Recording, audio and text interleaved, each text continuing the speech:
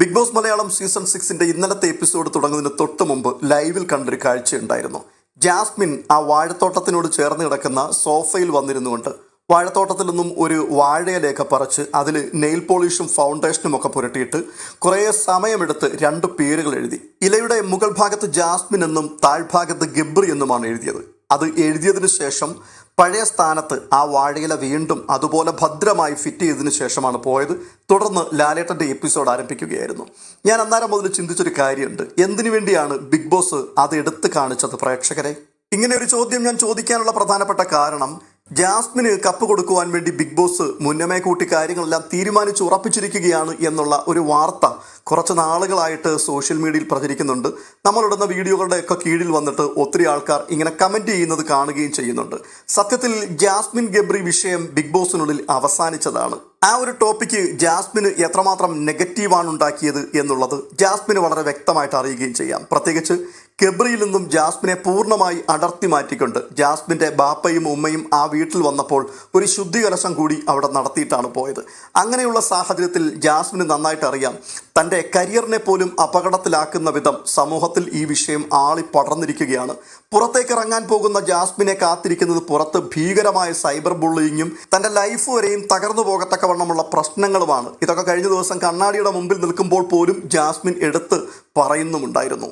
അങ്ങനെയുള്ളപ്പോൾ എന്തിനാണ് ജാസ്മിൻ ഇത് എഴുതിയത് എന്നുള്ളൊരു ചോദ്യമുണ്ട്. എരുതിയിൽ എണ്ണയൊഴിക്കുകയാണ്. വിവാദങ്ങൾ വീണ്ടും ആളി കത്തിക്കുവാൻ വേണ്ടി ജാസ്മിൻ തന്നെ ഒരു സ്റ്റെപ്പ് മുൻപോട്ടെടുത്ത് വെക്കുകയാണോ? എന്താണ് ജാസ്മിൻ ഇതിൽ കൂടി ഉദ്ദേശിക്കുന്നത്?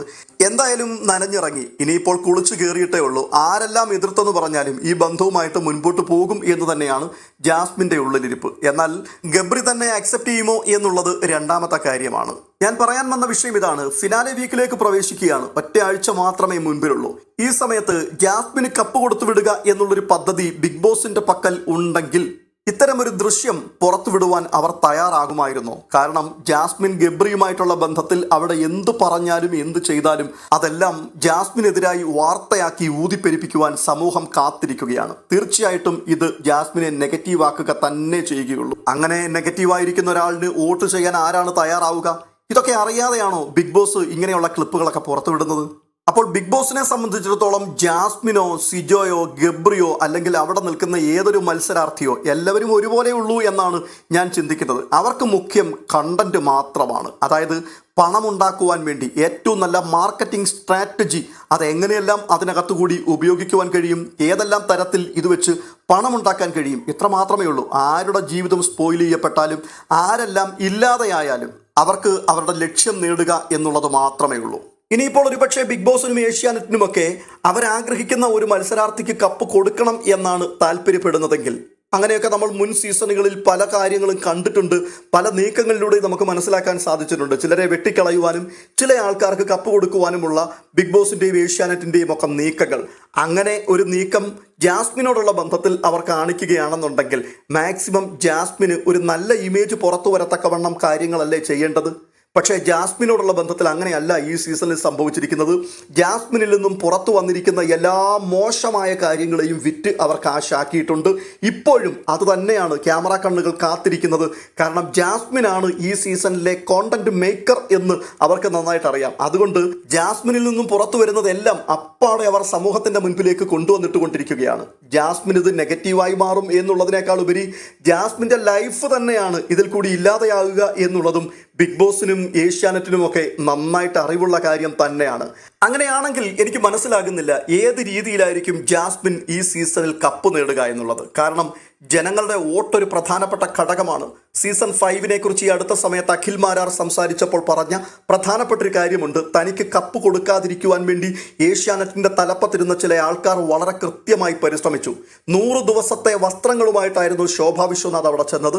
ടൈറ്റിൽ വിന്നർ ആകുന്ന സമയത്ത് ആ കപ്പ് ഏറ്റുവാങ്ങുമ്പോൾ താൻ ധരിക്കുവാനുള്ള സാരി പോലും നേരത്തെ തന്നെ താൻ ഡിസൈൻ ചെയ്ത് അവിടെ കൊണ്ടുപോയിരുന്നു എന്നുള്ളത് വരെ. അത് ശോഭ തന്നെ പല ആവർത്തി പറഞ്ഞിട്ടുള്ളൊരു കാര്യവുമാണ്. കാരണം അത്രമാത്രം ശോഭയ്ക്ക് കോൺഫിഡൻസ് ഉണ്ടായിരുന്നു. ആ കോൺഫിഡൻസ് എവിടെ നിന്നാണ് വന്നത്? ബിഗ് ബോസിലെ പ്രമാണിമാരിൽ ആരൊക്കെയോ തനിക്ക് കൊടുത്ത ഒരാത്മവിശ്വാസവും ആത്മധൈര്യവും ഒക്കെയായിരുന്നു. എന്നാൽ ജനലക്ഷങ്ങൾ മുന്നും പിന്നും നോക്കാതെ അഖിൽ മാരാർ വോട്ട് ചെയ്യുവാൻ തയ്യാറായപ്പോൾ ശോഭ വിശ്വനാഥ് 4ാം സ്ഥാനത്തേക്ക് പോയി എന്ന് മാത്രമല്ല, തന്റെ തൊട്ടടുത്ത മത്സരാർത്ഥിയായ റനീഷയ്ക്ക് ലഭിച്ചതിനേക്കാൾ 10 മടങ്ങ് വോട്ടിന്റെ വ്യത്യാസത്തിലാണ് അയാൾ ജയിച്ചു കയറുകയും ചെയ്തത്. അങ്ങനെയാണെങ്കിൽ ബിഗ് ബോസിന് പോലും ഏഷ്യാനെറ്റിന് പോലും ഈ വോട്ടിംഗ് എന്ന് പറയുന്ന ഒരു വിഷയത്തിൽ തിരിമറി യാതൊന്നും കാണിക്കുവാൻ പറ്റില്ല എന്നുള്ളതൊക്കെ അഖിൽ മാരാരുടെ വാക്കുകളിൽ കൂടി പോലും തെളിയിക്കപ്പെടുകയാണ്. അങ്ങനെയാണ് കാര്യങ്ങൾ മുൻപോട്ട് നീങ്ങുന്നതെങ്കിൽ എനിക്ക് മനസ്സിലാകുന്നില്ല പ്രേക്ഷകർ പറയുന്ന ഈ ജാസ്മിന് കപ്പ് കൊടുക്കുവാൻ വേണ്ടി ബിഗ് ബോസ് നേരത്തെ തീരുമാനിച്ചിരിക്കുകയാണ് എന്നുള്ളത്.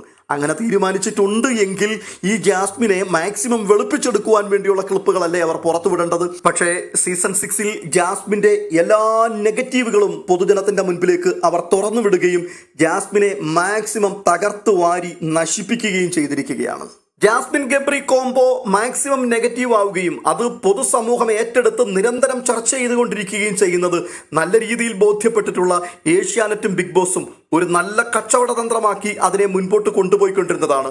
അതിനിടയിലാണ് ഗബ്രി പുറത്തേക്ക് പോകുന്നത്. ഗബ്രിയെ മനഃപൂർവ്വം ഏഷ്യാനെറ്റ് പുറത്തു കളഞ്ഞതാണോ? ഒരിക്കലുമല്ല. പ്രേക്ഷകരുടെ വോട്ടില്ലാത്തത് കൊണ്ട് തന്നെയായിരുന്നു ഗബ്രി പുറത്തു പോയത്. ഗബ്രി പുറത്തു പോയത് ആ കച്ചവടത്തിൽ കുത്തനെ ഇടിവ് സംഭവിച്ച ഒരു പ്രധാനപ്പെട്ട കാര്യമായിരുന്നു. കാരണം അതിനുശേഷം ജാസ്മിൻ സൈലന്റ് ആയി പോകുന്നു. മറ്റു മത്സരാർത്ഥികൾക്കൊന്നും കാര്യമായിട്ട് കണ്ടന്റ് കൊടുക്കുവാൻ കഴിയാത്തൊരവസ്ഥയിലേക്ക് കാര്യങ്ങളെത്തി. ചുരുക്കത്തിൽ ബിഗ് ബോസ് മലയാളം സീസൺ 6 എന്ന് പറയുന്ന ഒരു സംഗതി അടിസ്ഥാനമിട്ട് ഉറപ്പിച്ചത് ജാസ്മിൻ ഗബ്രി എന്ന് പറയുന്ന 2 ആൾക്കാരിലൂടെയാണ്.